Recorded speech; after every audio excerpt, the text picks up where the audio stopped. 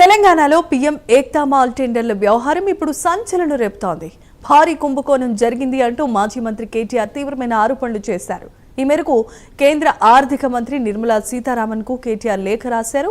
టెండర్లు వెంటనే రద్దు చేసి స్వతంత్ర విచారణ జరిపించాల్సిందిగా డిమాండ్ చేశారు. ప్రస్తుత కాంగ్రెస్ ప్రభుత్వం ప్రజాభూమిని, కేంద్ర నిధులను ప్రైవేట్ సంస్థలకు దోచిపెడుతోందని ఆరోపణలు చేసిన ఆయన తన లేఖలో అనేకమైన కీలక అంశాలను ప్రస్తావించారు.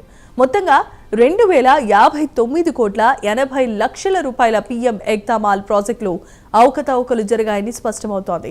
ఈ ప్రాజెక్టుకు కేంద్రం నుంచి దాదాపుగా 202 కోట్ల రూపాయల నిధులొచ్చాయని ఆయన తెలియజేశారు.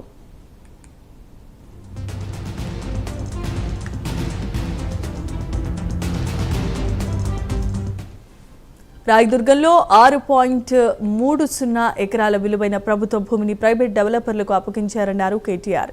ప్రభుత్వ వాటా 9 లక్షల చదరపు అడుగులైతే ప్రైవేట్ డెవలపర్కు 18 లక్షల చదరపు అడుగులు అంటే రెట్టింపు స్థలాన్ని కేటాయించారని పేర్కొన్నారు.